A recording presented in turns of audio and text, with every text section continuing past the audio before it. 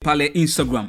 Picha ya GSM imewekwa pale ikiwa imeambatana na caption, mbona barua ya Simba ilieleweka kwamba hatuchezi na bodi ya ligi ikakubali Simba isicheze? Kwa nini sisi tunaposema hatuchezi hawataki kutuelewa? Lakini pia hapo kuambatanisha posta ambayo inaonesha mechi ya tarehe 15 Juni itachezwa kati ya TFF na bodi ya ligi dhidi ya Simba. Huu ni unachukulia kama utani wa kisoka ama unaona ipo serious kiasi gani? Na unaunga mkono Yanga kutocheza Juni 15 dhidi ya Simba? Unajua shida sana ipo katika maamuzi. Hizi hao wasimamizi wa mpira wetu wana shida katika maamuzi. Hata waliposema wanafanya uchunguzi wajue shida iliyotokea mpaka mechi kushindwa kucheza ya awali iliyopangwa awali kati ya Simba na Yanga, ambapo Yanga walipeleka timu Simba wakupeleka kwa sababu ya kusema kwamba walizuiwa kuenda kufanya mazoezi siku moja kabla.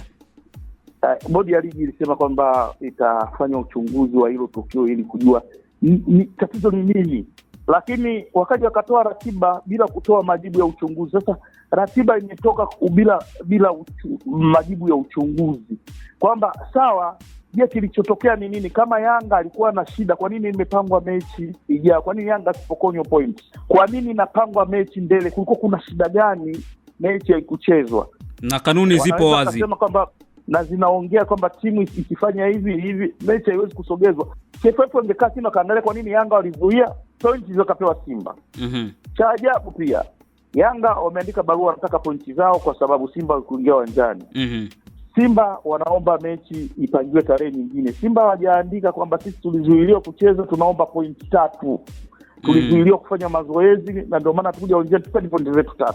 Simba wamekubali wao peke yao kwamba sawa, tupangieni siku nyingine, tutacheza siku nyingine. Hakuna utaratibu huo wa Simba na Yanga kuziendesha mamlaka zinazosimamia soka, hakuna. Kwa hiyo haya maamuzi ya Yanga unaona sio utani? Maamuzi ya Yanga yanaweza kawa yana mantiki. Ingawa katika mpira wa miguu sioni maana hasa ya kususia mechi. Hii mechi inasogezwa mbele, sababu ilikuwa ni nini? Unaweza kabaki upande wa Yanga kusema kwamba wako sawa. Na Yanga wanafanya hivyo kwa sababu tu ya yale maamuzi ya Simba. Ni kama kutunishiana mbavu hivi. Hata Simba nao wamefanya vile ili yani wote ni kutunishiana mbavu kwa sababu. Yes. Simba wamecheza siku 3 zilizopita kwenye uwanja huo. Yaani Simba wanaujua uwanja wa Mkapa, wala hahitaji kufanya mazoezi. Kwa hiyo wewe kama shabiki sasa wa Yanga unatamani kuona kabumbu linapigwa tarehe 15? Mimi ningekuwa niko upande huo wa uongozi Yanga, ningewashauri wacheze, kwa sababu kucheza ni kuonyesha wewe kweli ni imara. Kwamba wewe hauhofii hivyo vitu hata wakifanya nini, na ukienda uwanjani unahakikisha unamfunga huyo aliyokimbia mara ya kwanza ili watu waone yes, huyu ndio alikuwa na shida. Kwa hiyo yawezekana pia kukawa kuna shida hata kwenye upande wa watu kujiandaa kwa ajili ya mechi hiyo, hasa wafanyabiashara ama mashabiki, kwa sababu bado kuna sintofahamu, hawajui kama hii mechi itakuwepo ama haitakuwepo. Hii hakuna mtu ambaye anaweza akathubutu kusema niende uwanjani. Kama wataenda wapo watu wachache sana ambao wana roho ngumu. Hakuna mtu atarudia kwanza mpaka hili la mauzauza lipiche. Kama hawatohukumiwa hawa watu, hizi klabu tuseme Simba na Yanga, kwa kusababisha madhara katika soka letu hapa Tanzania, basi watu wataendelea kupungua kwenye viwanja vya mipira, hasa zinapocheza Simba na Yanga. Hebu ngoja kidogo. Tuungane na Clement the Hero muda huu, amechill na mchambuzi wa soka Filipo Chimi.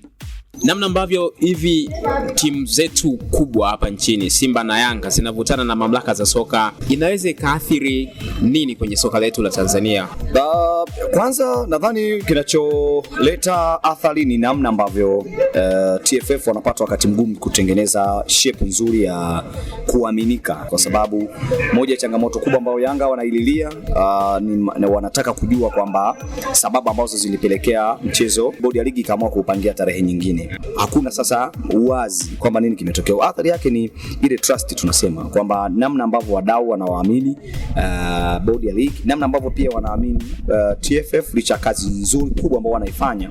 changamoto inabaki hapo. So hii inaweza ikaashiria kwamba Simba na Yanga ni vilabu vikubwa kuzidi mamlaka, ama mamlaka zinapata tabu ya kuviongoza kwa sababu zenyewe ni giant.